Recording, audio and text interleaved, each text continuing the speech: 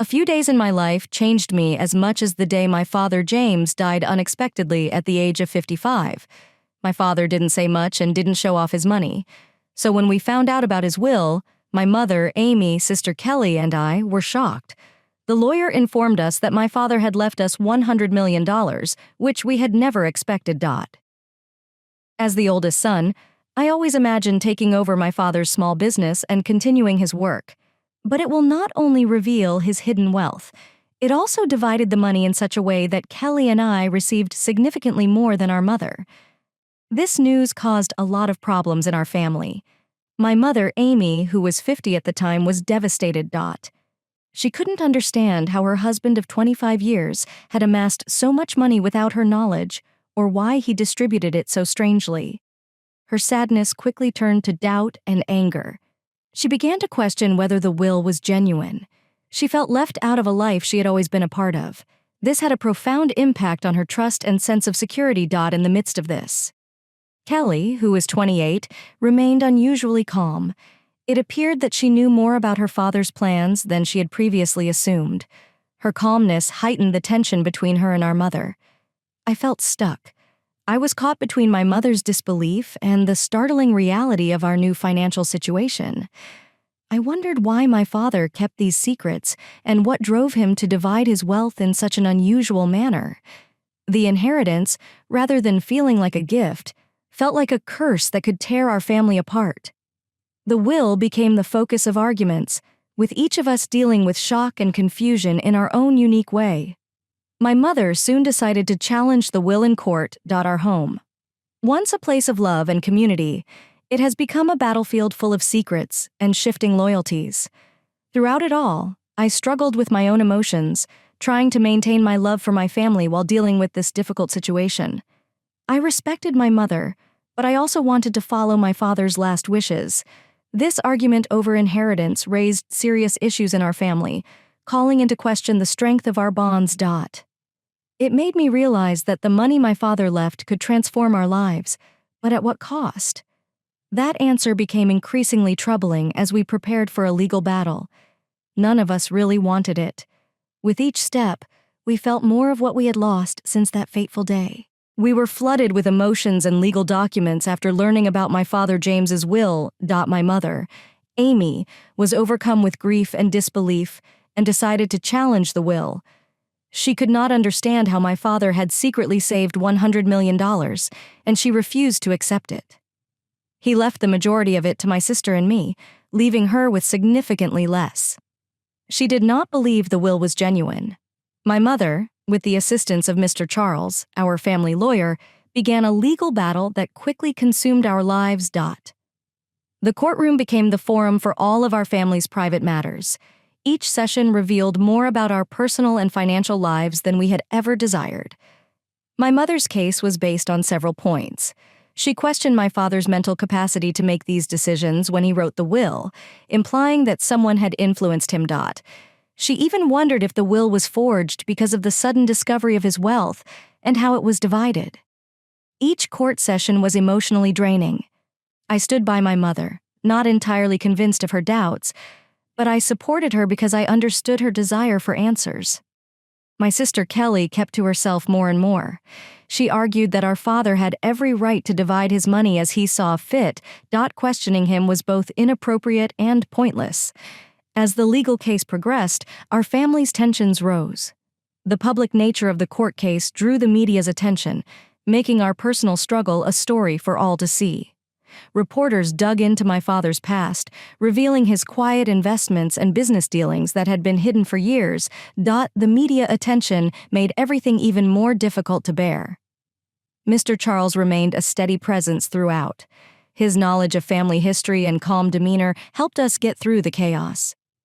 Even though his efforts to mediate were frequently overshadowed by the intense emotions that arose with each new piece of information, the legal battle also made me reconsider everything I knew about my father. Each court session, with each new detail about his hidden life, revealed a different side of the man I thought I knew. I thought I knew my father, but perhaps I never truly did. The mystery surrounding this inheritance, with all of its legal complications, became a metaphor for our family's lost connections and hidden truths. My mother remained strong throughout it all. She fought the case not only to receive her share of the money, but also to learn the truth about the man she loved and the life they created together. This battle, while fraught with legal issues, was primarily about discovering who we were and wanting to be recognized in the shadow of a legacy that suddenly felt both mysterious and vast. The fight over my father's will revealed not only his hidden financial life, but also began to alter how we interacted as a family. As the legal case progressed, my sister Kelly's perspective shifted, causing us to grow apart.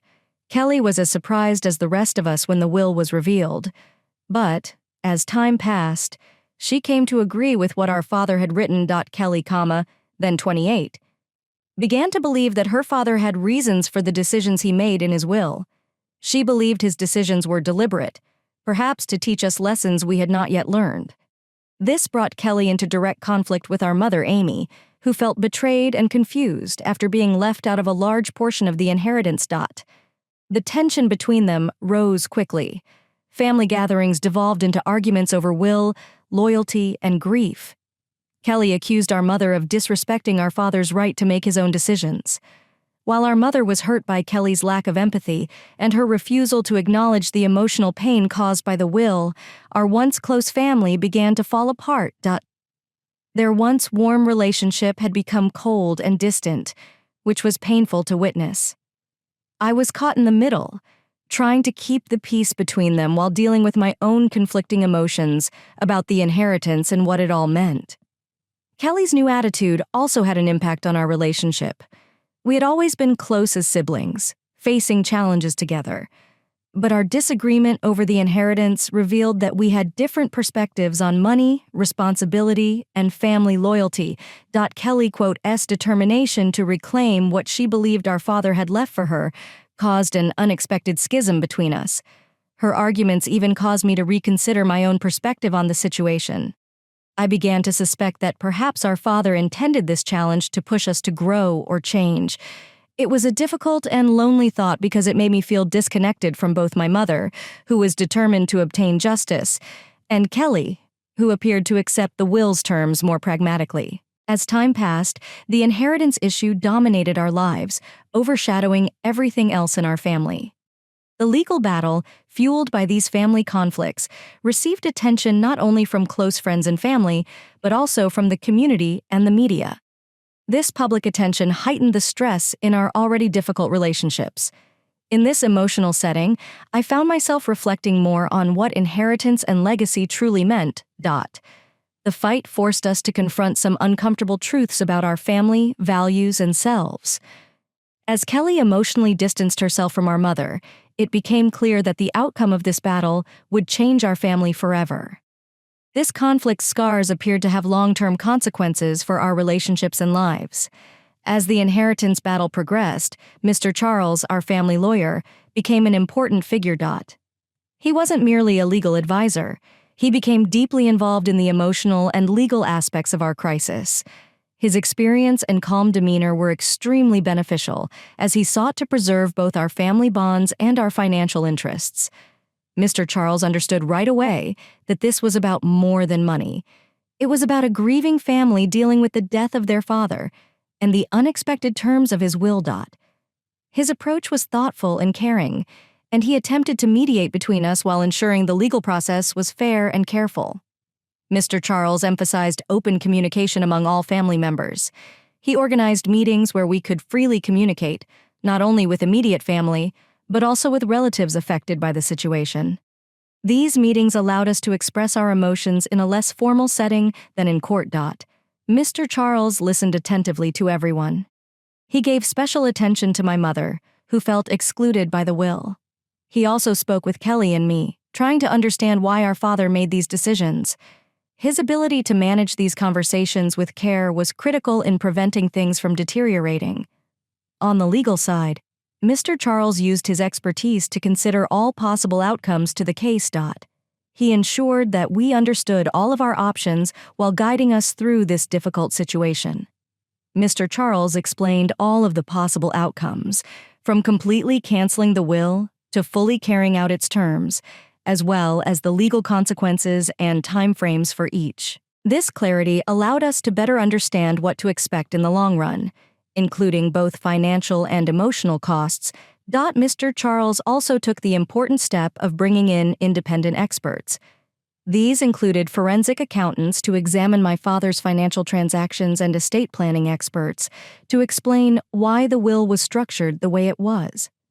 This comprehensive approach not only improved our understanding of the legal situation, but it also provided more insight into my father's choices, which helped to alleviate some of the family's anger. Mr. Charles remained calm and steady throughout. His support was reassuring, providing a sense of equilibrium during emotional times. His mediation efforts did not always result in immediate solutions, but they provided a necessary level of professionalism and care. Mr. Charles grew to be more than just a lawyer. He became someone we could trust, guiding our family through one of the most difficult times we'd ever experienced. Although the outcome of the legal battle was still unknown, his efforts ensured that the process respected everyone's dignity and emotional health. In the midst of this legal battle and shifting family dynamics, my role as eldest son became more complicated. I wasn't just addressing inheritance issues. I was also trying to prevent our family from disintegrating. It was a difficult challenge. On one side was my mother, Amy, who was heartbroken and felt betrayed by the will. On the other hand, my sister, Kelly, saw her father's decisions differently than we did. As I watched our family struggle, I often questioned my father's intentions. Could he have predicted the chaos his will would create? Or did he believe that the financial security he provided outweighed the emotional toll? These thoughts stayed with me as I worked to keep our family together. The $100 million estate should have been a blessing, but it felt like a curse. Greed and distrust had taken over our relationships, supplanting the warmth and trust we once shared. Each new legal update or discovery seemed to drive a deeper wedge between us, with family members taking sides in what felt like a personal and painful struggle. My efforts to bring peace were met with a mixed response. My mother, who was hurt and confused, relied on me for support. My mother's pain made her hesitant to engage in any discussions that might appear to contradict her fight for the will. Kelly, on the other hand, viewed my attempts to keep the peace with suspicion, believing I was not fully supporting our father's wishes. The balancing act between the two was emotionally and mentally draining for me as I tried to understand both sides. I scheduled private talks with each family member. I listened without judgment and spoke carefully to avoid causing further harm. I encouraged us to openly discuss our feelings about the inheritance and our memories of our father, hoping to find common ground in our shared loss. I also sought advice from our lawyer, Mr. Charles, on how to deal with the legal issues without tearing our family apart. His advice was extremely beneficial, giving me a better understanding of the legal process and allowing me to explain it to my family without adding to the tension. The media attention only made matters worse. Reporters were eager to make our situation into a dramatic story about a wealthy family in conflict. This unwanted attention increased the pressure on us. I found myself having to protect my mother and sister from intrusive questions and photographers, complicating my role as the family protector even more. Despite everything, I remained hopeful that we could find a solution that honored both my father's wishes and our family's needs. This hope was repeatedly tested as the case progressed. Every court session and legal argument seemed to drive us further apart. Deep down, I knew that the real battle wasn't just about the millions my father had left behind. It was about our family's legacy of unity and the values we wanted to uphold. The struggle to maintain that unity amidst the chaos of greed and grief defines my role as a brother and son during this trying time. Just when we thought we had figured out what was going on with the $100 million inheritance, a new twist added to the confusion. Further investigation of my father's finances revealed that he had hidden additional assets in various investments and offshore accounts. This discovery shocked us all, making us question everything we thought we knew about my father and his legacy. Mr. Charles's forensic accountants, hired as part of the legal case, discovered these hidden assets. They discovered that the $100 million estate was only a portion of my father's carefully hidden wealth. The reasons for my father's secrecy became even more mysterious. complicating both our emotions and the legal strategies involving the will. As the eldest son and a key figure in keeping the family together, this new revelation made my role even more difficult to manage. I found myself in the middle of this new situation. The discovery had two effects. It exacerbated the greed and conflict among our extended family, while also providing an opportunity for a more equitable solution within our immediate family, if handled correctly. The newly discovered assets were diverse, ranging from real estate in multiple countries to investments in private companies and large stock portfolios. This changed everything about the inheritance fight, forcing us to reconsider our legal strategy. Mr. Charles suggested that now might be a good time to negotiate a settlement that would make everyone happy and possibly relieve the growing tension within the family. However, the negotiations were not easy, with additional assets on the table. There was more to argue about, and tensions rose as each family member rethought their position. My mother, who was already suspicious of the will, became increasingly convinced that her exclusion was a personal betrayal. Kelly, on the other hand, saw this as further evidence of our father's wisdom and foresight, believing it demonstrated how he intended to provide for us in unconventional ways. My role became even more complicated as I attempted to navigate the family's emotional conflicts and the legal issues surrounding the new assets. I hoped to find a solution that would bring peace to the family. However, with each new discovery, that goal seemed further out of reach. Mr. Charles led several rounds of negotiations for the additional assets. He not only provided legal advice, but also attempted to understand and manage the family dynamics. These discussions were difficult and often emotional, as old wounds were reopened and new suspicions formed. Throughout all of this, the concept of legacy took on new meaning for me. It was no longer just about the money my father had left behind, but also about the memories and values associated with that wealth.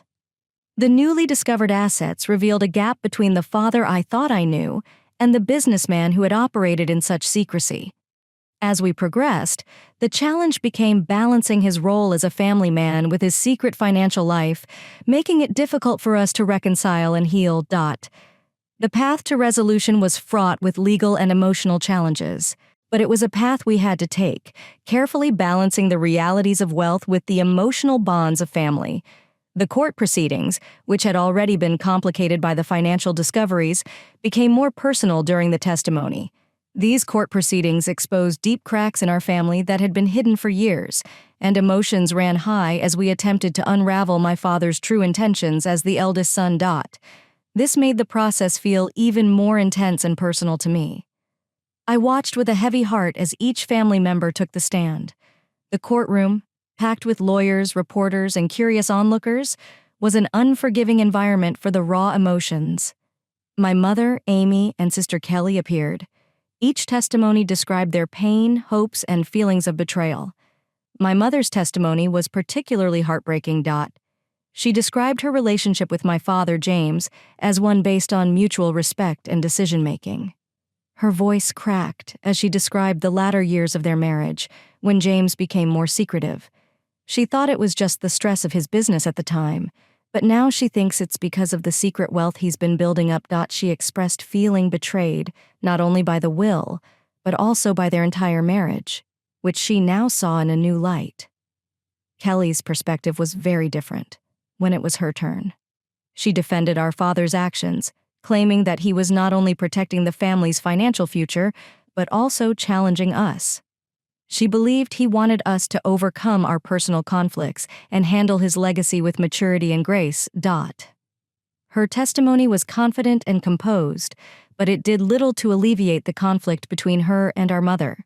During my own testimony, I attempted to provide a balanced perspective, acknowledging both my mother's pain and what I believed to be my father's intentions. I mentioned the man I knew, a loving father and astute businessman who may not have realized how his hidden financial plans would affect us emotionally. I also brought up the newly discovered assets, emphasizing the importance of a clear and equitable solution that would honor his complex legacy without further tearing our family apart. Mr. Charles, our lawyer, was instrumental during these sessions.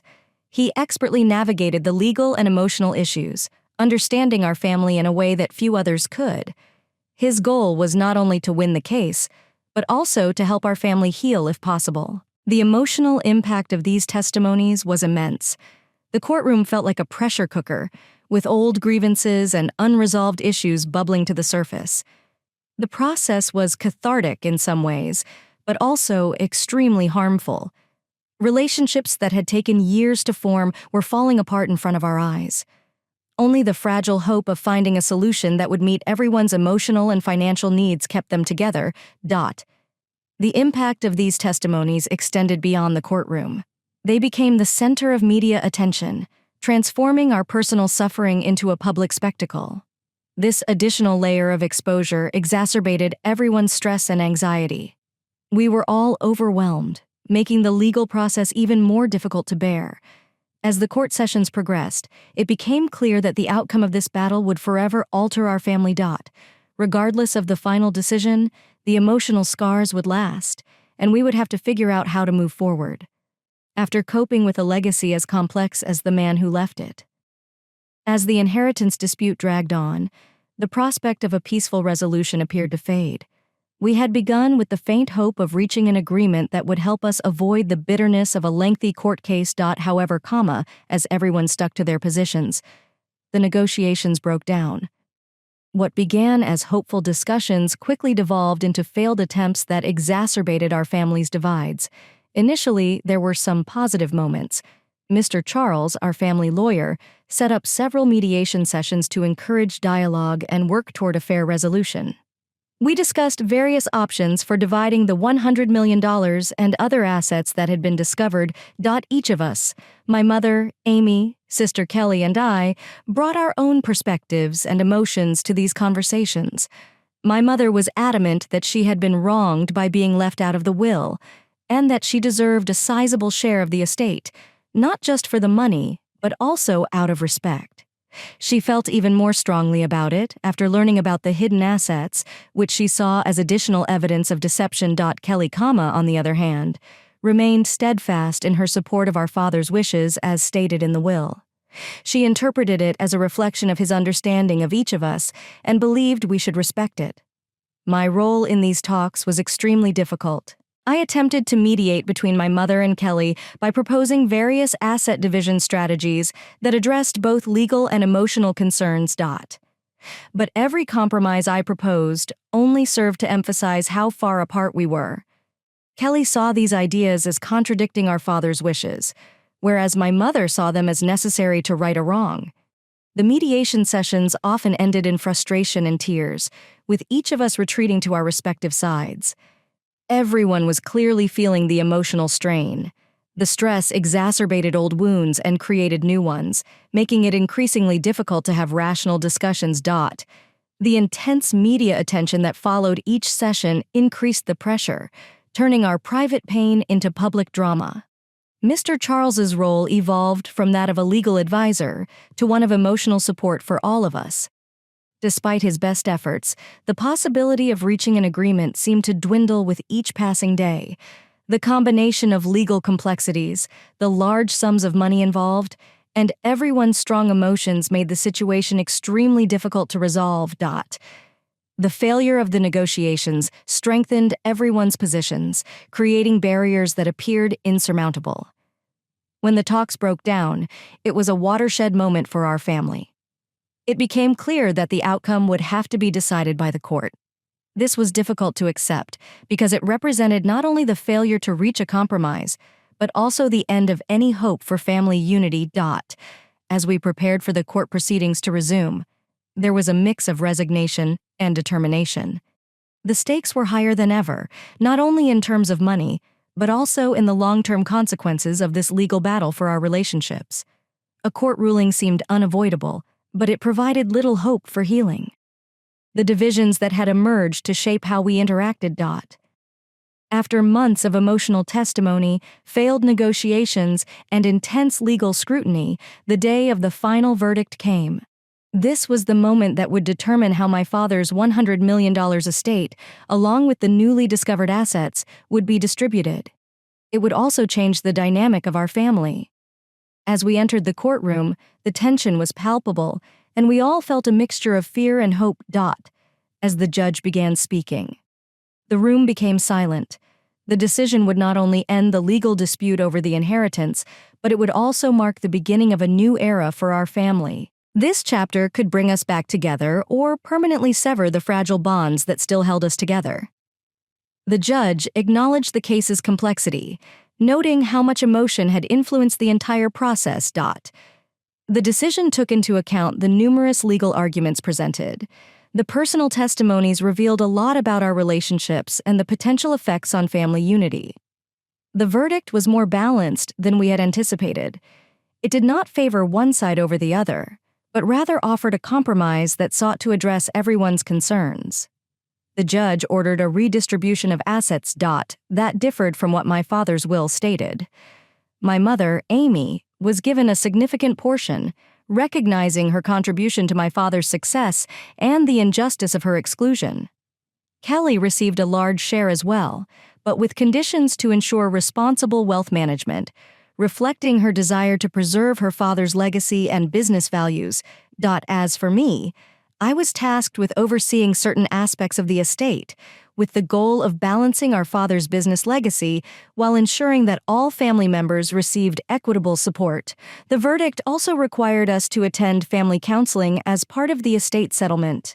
Recognizing the deep emotional wounds that needed to be healed beyond the legal matters demonstrated that the judge understood that the issues we faced were about more than money. They were about the very core of our family relationships. When we left the courtroom, the atmosphere was quiet and heavy.